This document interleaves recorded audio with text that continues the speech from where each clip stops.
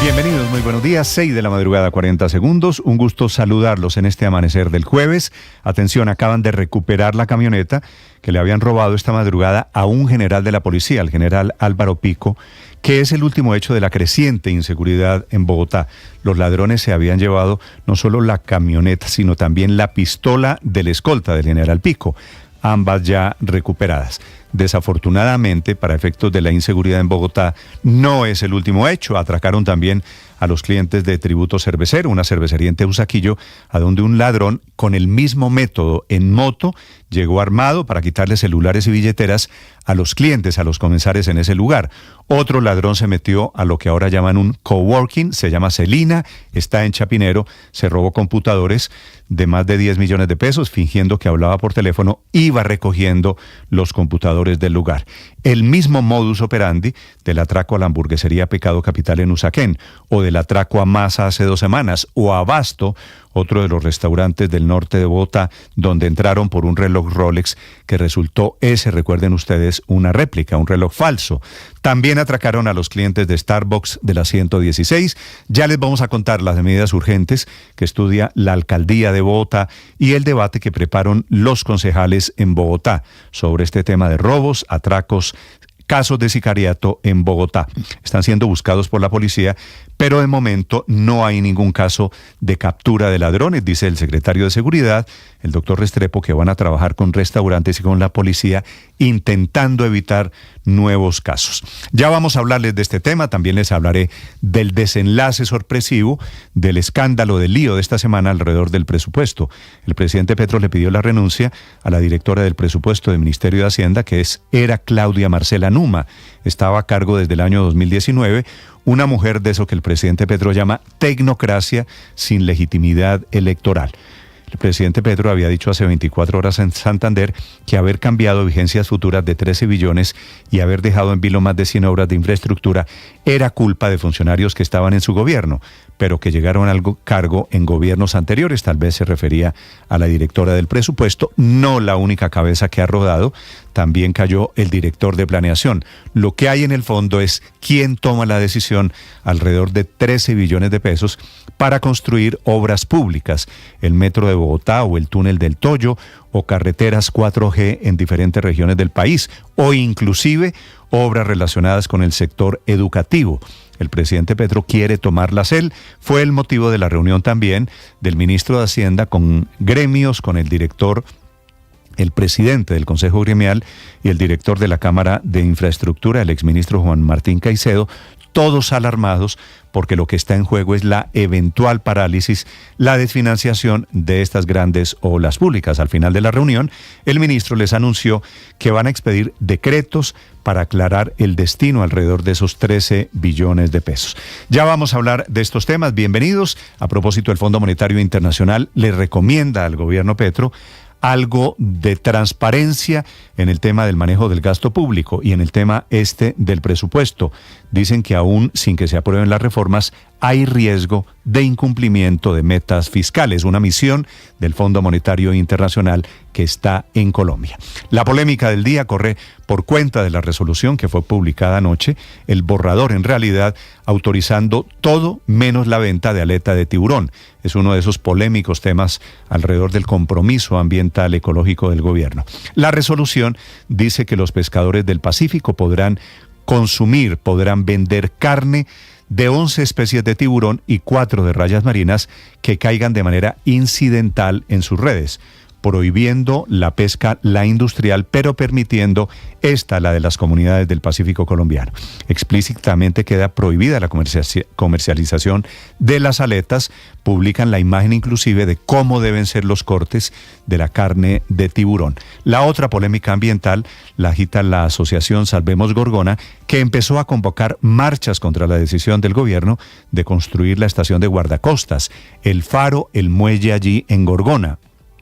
La organización le dice al presidente Petro que ambos, muelle y faro, demuestran que es un falso ambientalista. Finalmente, y en Medellín, esta es la otra polémica, renunció Manuelito. Manuelito era el secretario de Cultura que confesó en público, en un acto transmitido en redes sociales, que no sabe qué es una biblioteca.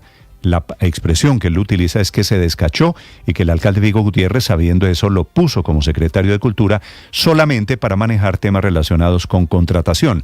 Todo, la verdad, una vergüenza.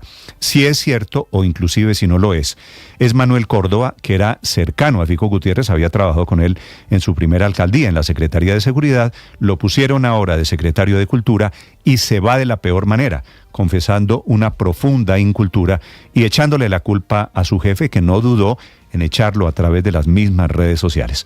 Por fortuna está bien y fuera de peligro.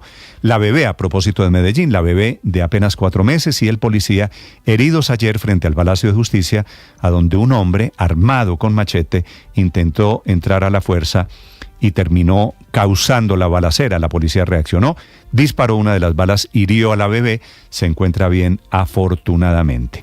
También en Medellín les voy a contar la historia del señor de la barra de Medellín, se llama Felipe Muñoz, al que sacaron de la banda de rock, se llama Tres de Corazón, después de conocerse que efectivamente la justicia le comprobó que abortó, le dio una píldora abortiva a su novia para hacerla abortar sin su consentimiento.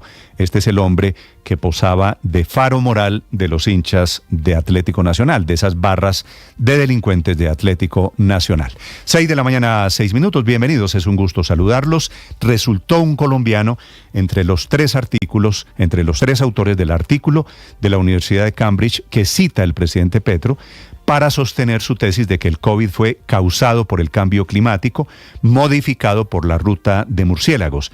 Ese colombiano se llama Camilo Mora. Lo que dijo antier el presidente en el departamento del Cesar fue que el COVID, con toda la gente que dejó muerta, trastorno completo en la sociedad, el COVID parece tener origen en la crisis climática. La verdad, el estudio habla es de la expansión del COVID. Leído el estudio, se lo recomiendo, está en la página de Blue Radio. Vamos a hablar esta mañana con el colombiano responsable de ese estudio, que cita el presidente Petro, por supuesto, de una manera diferente. 6-7 minutos, un gusto saludarlos. Es jueves 15 de febrero, es el día de la lucha contra el cáncer infantil. Aquí está lo más importante en el resumen que preparamos en Voces y Sonidos en Mañanas Blue. Ni la policía se salva de los ladrones en Bogotá. Apareció finalmente la camioneta del esquema de seguridad del general Álvaro Pico Malaver de la policía. Los ladrones la abandonaron en el Parque Timisa de la localidad de Kennedy. Sobre esto, el coronel Eder Siachoque, oficial de guarnición de la Policía Metropolitana de Bogotá. Gracias a la presión que hicieron nuestros cuadrantes, se pudo dar con la recuperación del vehículo y los elementos que tenía en su interior. No frena la ola de atracos en Bogotá. En los últimos días se han registrado robos en restaurantes como Tributo en Teusaquillo, Masa, la hamburguesería Pecado Capital, el Starbucks de la 116 y Abasto, donde los delincuentes iban tras un Rolex falso. El último robo fue en un coworking en la calle 76. La directora de presupuesto del Ministerio de Hacienda, Claudia Marcela Numa, renunció a su cargo en medio de la controversia desatada por el decreto de liquidación del presupuesto para 2024. Colombia ya no va a crecer 2% este año, sino 1,3% según el Fondo Monetario Internacional. La entidad le recomendó al gobierno recortar el tamaño del presupuesto y manifestó su preocupación por el hecho de que en las cuentas hay litigios de la DIAN que no pueden ser procesados como necesita el gobierno, y eso es un hueco que, según los analistas, supera los 15 billones de pesos. Habló la jefa de misión, Seida Uner. Desde conflictos regionales potencialmente exacerbados y que afectan las condiciones financieras mundiales, hasta las incertidumbres que rodean las reformas sociales y la transición energética, Colombia debe navegar por estas aguas con cautela y previsión. Y a propósito, el ministro de Hacienda, Ricardo Bonilla, recibió en su despacho a Juan Martín Caicedo de la Cámara Colombiana de Infraestructura y al presidente del Consejo Gremial, Bruce McMaster, dos de las voces más preocupadas por las inconsistencias en el decreto del presupuesto para 2024. Somos conscientes nosotros de que la capacidad que tenga Colombia, por supuesto, de ofrecerle condiciones certeras y condiciones confiables a los mercados internacionales serán las que nos permitirán, por supuesto, desarrollar proyectos de infraestructura. La industria y el comercio tuvieron durante el 2023 uno de sus peores años desde la pandemia. El DANE reportó que la producción de la industria manufacturera decreció 4,9% y las ventas de los comerciantes cayeron 6,5%. Ecopetrol convocó a la Asamblea de accionistas para el 22 de marzo y anunció la elección de nuevos miembros de la Junta Directiva para el periodo 2025. El gobierno propone autorizar el aprovechamiento de rayas y tiburones para comunidades pesqueras. Se permitirá que utilicen la carne, el cartílago o el aceite, pero aclara que ninguna compañía está autorizada a vender ningún tipo de producto relacionado con las aletas de tiburón.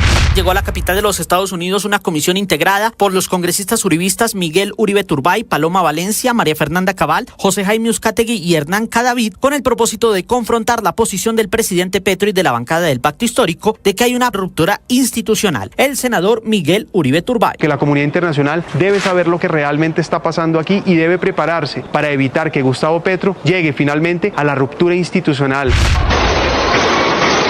Fueron momentos de tensión los que se vieron en la entrada del Palacio de Justicia de Medellín. Un hombre con un machete en la mano quiso enfrentar a un grupo de policías. El sujeto hirió con el arma blanca a uno de los policías en su rostro y cuando otro de los agentes quiso desarmarlo, se fue contra él en 2 ocasiones, lo que obligó a este a disparar su arma de dotación a los pies del atacante en 4 oportunidades. Desafortunadamente, una de las balas rebotó en el suelo e ingresó al Palacio de Justicia. El alcalde de Medellín, Federico Gutiérrez. Y al parecer, uno de los disparos, una de las balas impacta a una bebé de 4 meses. Y debo decir que la niña está fuera de peligro.